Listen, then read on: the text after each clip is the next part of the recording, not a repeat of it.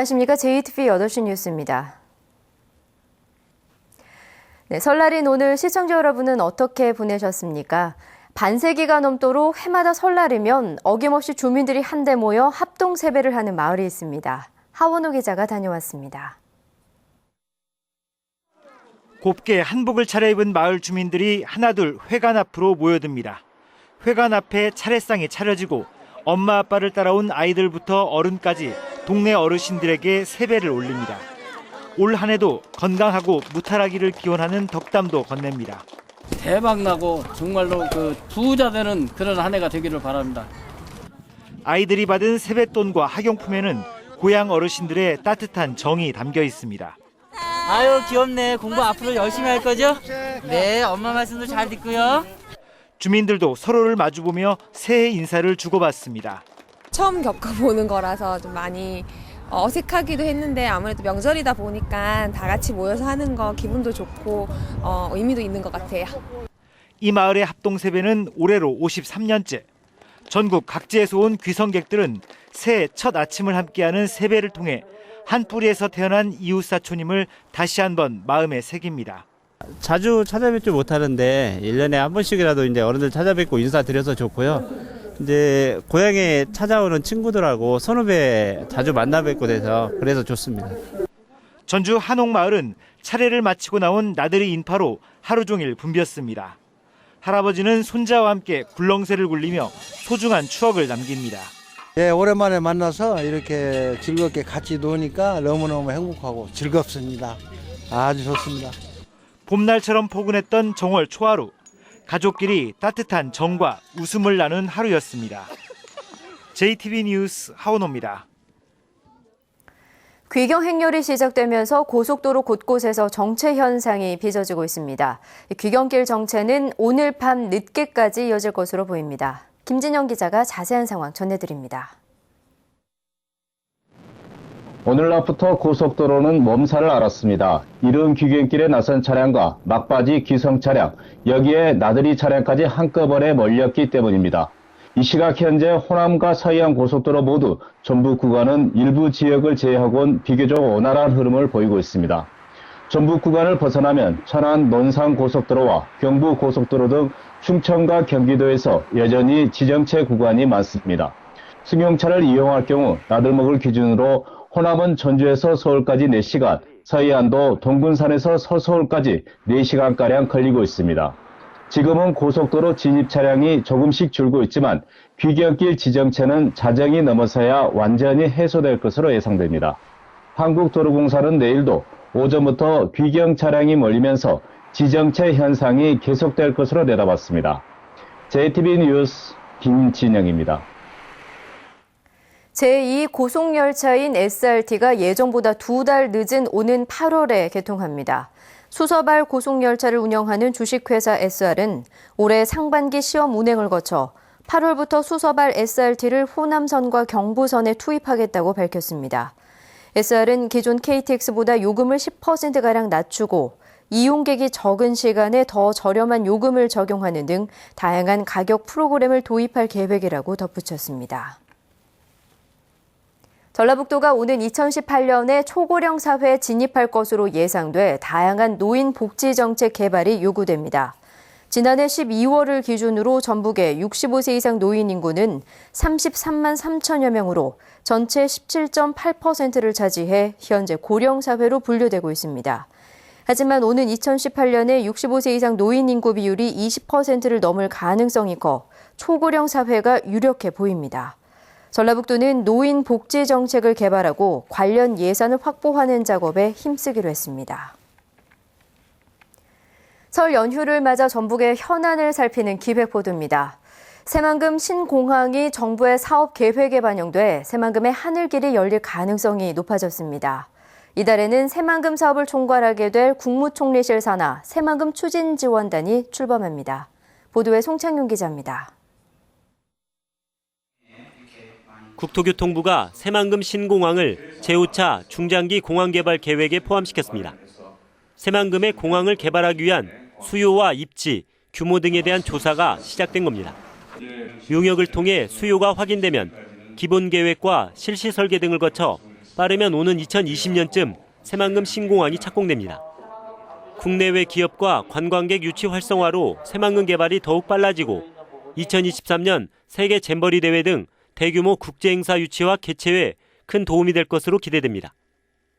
새만금의 투자, 관광 개발 등등 새만금이 나아가야 할 미래의 방향을 확실하게 보장해 줄 수 있는 그런 계기가 됐다는 점에서 공항은 매우 중요하다고 생각을 합니다. 새만금 사업을 총괄하고 조정하게 될 국무총리실 산하 새만금 추진 지원단이 이달 중순에 출범합니다. 국토교통부와 농림부, 해양수산부 등 여러 부처 간에 얽혀 있는 실타래를 풀어줘 주요 정책이 속도감 있게 추진될 것으로 보입니다. 새만금 사업은 여러 부처가 관여가 되고 또 그들 간의 협업이 이루어져야만 성공할 수가 있습니다. 그런 어떤 이견의 조정과 협업을 이끌어낼 수 있는 강력한 주체로서 한중 FTA 발효를 계기로 새만금 한중 경제협력단지 조성 작업이 빨라지고 있습니다. 한중 두 나라는 올해 상반기에 경제장관 회의를 열고 협력 모델과 추진 체계를 마련할 계획입니다. 지난해 착공한 새만금 동서 이축 도로와 함께 새만금의 핵심 도로인 남북 이축 도로가 올해 착공됩니다. 또 새만금 전주 고속도로와 새만금 수목원 조성 사업이 시작되는 등 새만금 내부 개발 또한 본격화하고 있습니다. JTBC 뉴스 송창용입니다. 올해 새만금 농생명용지 방수제 공사가 모두 완료됩니다. 전라북도는 새만금 방수제 62.1km 가운데 지난해까지 50km를 완공한 데 이어 올해 나머지 구간을 마무리할 계획이라고 밝혔습니다. 방수제 공사가 완료되면 올해 새만금 농업용지 1개 공구와 바이오 작물 시범 생산단지 조성 사업을 시작하는 등 농생명용지 조성 사업을 본격적으로 추진합니다. 지난달 베트남에 진출한 JB금융그룹의 자회사인 JB우리캐피탈이 본격적인 영업을 앞두고 지점 개설 등을 추진합니다. JB우리캐피탈은 지난달 베트남 하노이에 대표 사무소를 열어 시장 환경을 분석하고 현재 자동차 판매업체와 연계한 금융상품 판매 방안 등을 찾고 있습니다. JB우리캐피탈은 2년 안에 본격적인 베트남 영업에 들어가기로 하고 현지 지점 개설을 추진하고 있습니다. 전주 한옥마을은 20대에서 40대, 지역별로는 수도권 관광객이 가장 많은 것으로 나타났습니다. 휴대전화와 SNS, 신용카드 등 이른바 빅데이터를 분석한 결과로 돈을 쓰는 층은 30, 40대가 60%를 차지해 관광정책 수립에 반영이 필요해 보입니다. 권대성 기자의 보도입니다. 전주 한옥마을의 고풍스런 멋은 20대 젊은 층에게 큰 매력입니다. 친구들끼리도 와도 되고 연인들끼리도 와도 되고 가족들끼리도 와도 되고. 한옥이 있으니까. 나 이렇게 한복 입은 자체가 좀 다르지 않을까라는 생각이. 전주시와 행정자치부가 이른바 빅데이터를 분석한 결과 한옥마을 방문객 가운데 20대가 가장 많았습니다. 30, 40대까지 합치면 전체 방문객의 65%를 차지했습니다. 계절별로는 여름과 겨울에 20대가 가장 많이 찾고 봄과 가을에는 30, 40대가 자녀들과 가족여행을 오는 것으로 분석됐습니다. 한옥마을에서 쓰는 돈은 30, 40대가 60%로 가장 많았습니다. 경제력이 있는 50대의 지출 규모는 20대와 큰 차이가 없었습니다. 50대 이상 중장년층 관광객을 유치하고 이들의 소비를 유도할 수 있는 정책이 필요하다는 지적입니다. 해설 투어도 가족 단위 어떤 프로그램들, 그다음에 중장년층들을 위해서는 어떻게 해야 되는 이런 부분들을 구상해 볼 수가 있었습니다. 지역별로는 서울과 경기 지역이 32%로 많았고 서울의 경우 강북보다 강남이 더 많았습니다. 충남과 대전, 영남권은 각각 3%대에 그쳐 홍보 강화가 요구됩니다. 한옥마을 등 전주를 둘러본 뒤 찾는 지역은 완주군이 39%로 가장 많았고 익산시와 군산시가 각각 15%와 10%로 뒤를 이었습니다. JTBC 뉴스 권대성입니다. 올해 전북의 수학여행단 유치 목표가 33만 명으로 확정됐습니다. 전라북도는 지난해 30만 2천 명의 수학여행단을 유치했지만 올해는 지난해보다 9%를 늘리겠다고 밝혔습니다. 전라북도는 수학여행 코스와 프로그램을 설계하는 콜센터를 운영하고 수학여행단에 전담 지도사를 배치하거나 농어촌 체험 프로그램을 지원하기로 했습니다.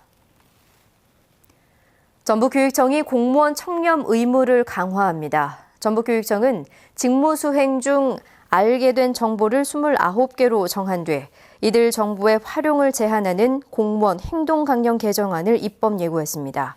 전북교육청은 또 직무 관련자에게 협찬을 요구하면 안 된다는 조항을 신설했고 외부 강의 시간 제한과 3만 원 이상의 교통비와 식사비를 제공받으면 안 된다는 조항을 엄격히 적용하기로 했습니다. 전주시가 버스 승강장에 탄소 발열 의자를 추가로 설치합니다.